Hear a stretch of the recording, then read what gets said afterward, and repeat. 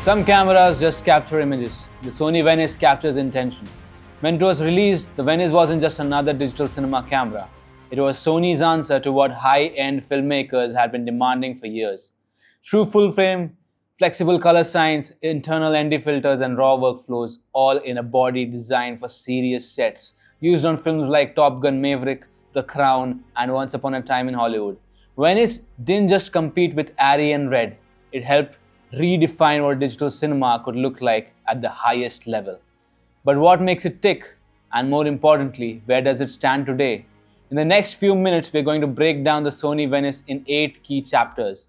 From sensor performance to workflow limitations, we'll unpack the camera the way professionals experience it on set. Let's begin with what matters most, the image. The Sony Venice starts strong where it matters most, the sensor.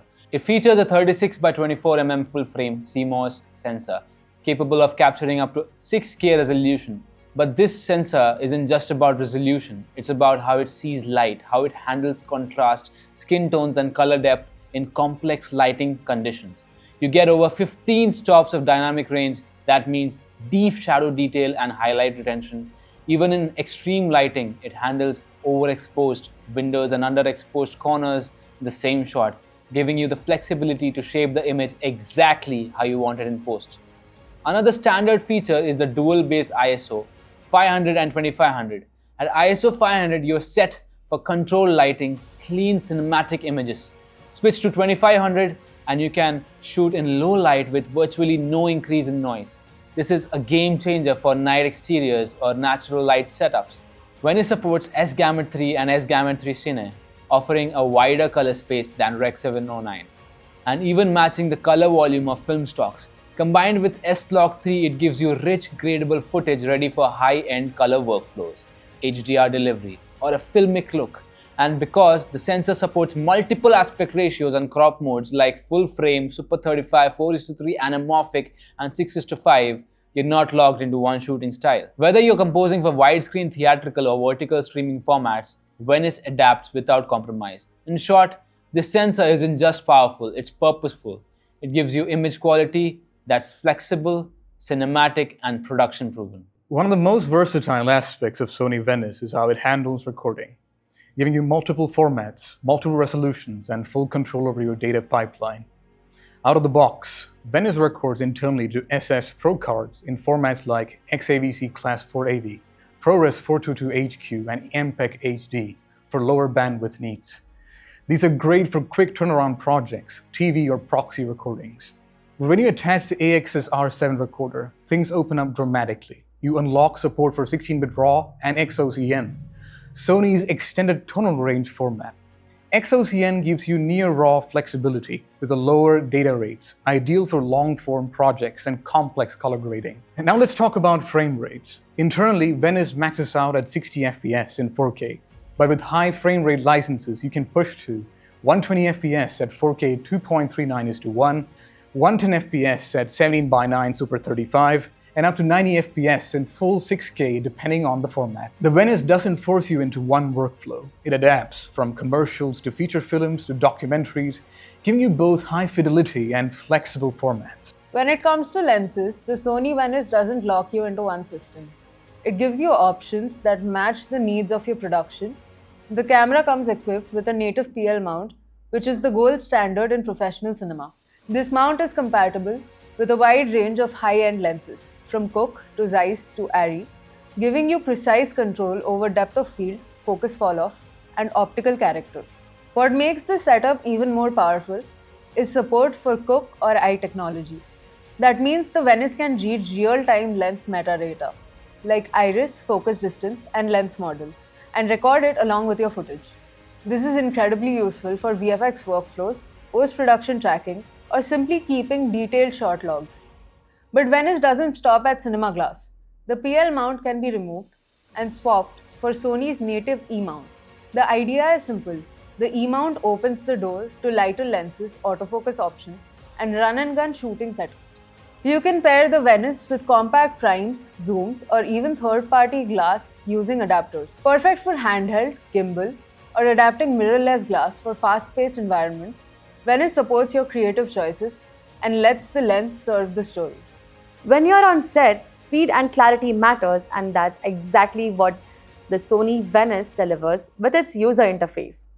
It's built with two operators in mind, the cinematographer and the assistant, and gives both full control without stepping on each other's toes. Let's start with operator side. You get a compact mini OLED screen that displays all the key shooting information. Things like rate, resolution, shutter angle, white balance, and battery status, all clearly visible while you're on camera. Flip over to the assistant side. You'll find a larger sub display with deep access to all settings. This setting is designed to be used while the camera is in rolling. There are also 6 assignable buttons that let you customize your quick access controls, whether you need ND filter changes, peaking, zebra, or false color toggles.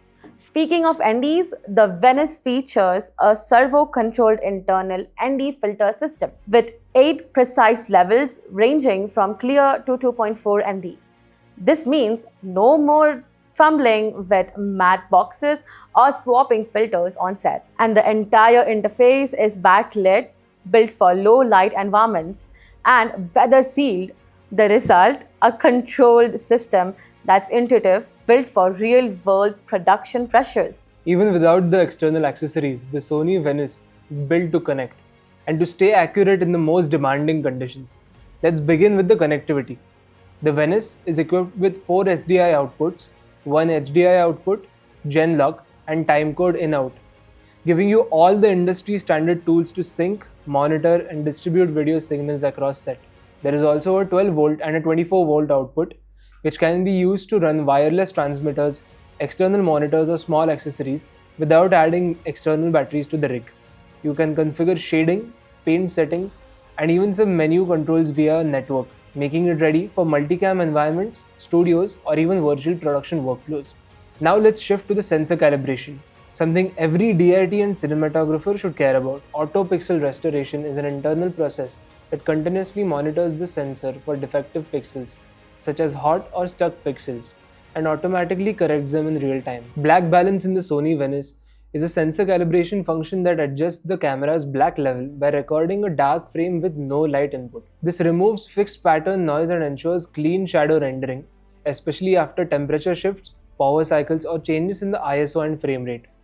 It must be performed in complete darkness, typically with the lens cap on. Monitoring on the Sony Venice is incredibly powerful, not just in terms of output options, but in how you control your image pipeline on the set. The camera gives you 4 SDI outputs, a dedicated HDMI out, and a viewfinder port, all of which can be independently configured.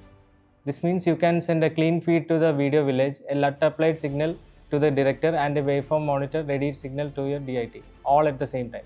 Now let's talk about the LUTs.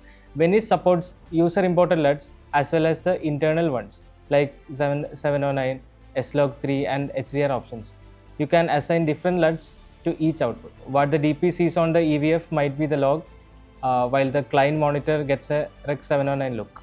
Even better, these LUTs don't burn into your recorded files unless you choose to. That means you get a stylized preview on the set while still retaining the full flexibility in post-production. For exposure tools, you get zebra, peaking, high key, low key modes, and a digital level. These help you frame and expose quickly without additional gear. The false color feature on the Sony Venice helps monitor exposure by displaying different colors for different brightness levels in the image. It's especially useful when shooting in S-Log3, where correct exposure is critical. For example, red indicates overexposed areas, pink shows properly exposed light skin tones, green represent mid-gray, and blue marks underexposed or very dark areas. This makes it easy to judge exposure without needing a waveform monitor. So when it comes to powering the Sony Venice and managing footage on set, the workflow is designed to be the robust, flexible, and reliable. Let's start with the power. The Venice uses standard V-mount batteries and also supports direct AC input when you are in a studio or controlled environment. It delivers continuous real-time monitoring of battery voltage right on the display. File and card management is handled inside the camera. No need to plug into a computer. So you can format, verify, and monitor media health through the internal menu.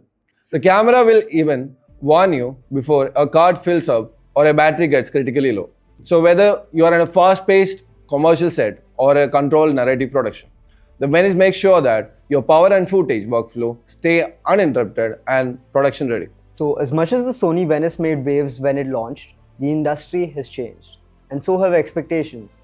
Let's talk honestly about where the camera now falls short and why some cinematographers are moving on. First, there's the issue of form factor. Venice is large and heavy, especially with the AXS R7 recorder and high-end lenses. In a world where filmmakers want agility for drones, gimbals, or tight locations, Venice simply can't control where the footprints of newer cameras like the Red V Raptor or even the Alexa Mini LF. Despite being marketed as modular, true modularity is limited. The extension system is costly and complex, and there's no native small body version like what RE has to offer. With the Alexa 35 ecosystem, for indie filmmakers or solo operators, that's a deal breaker.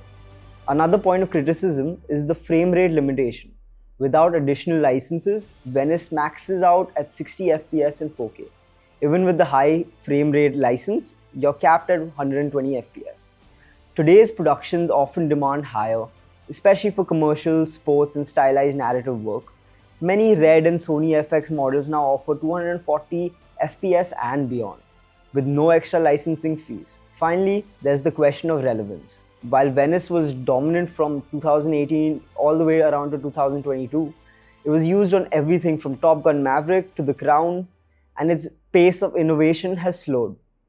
Newer sensor technologies offer better highlight control, more compact color pipelines, and even better low-light performances. Venice still holds its ground, but it no longer defines the top tier. It shares it, or in some eyes trails behind it. That's not to say it isn't a capable camera, it is. But in 2025, it's not the automatic choice. It's a tool, and like every tool, it has to be chosen with the project in mind.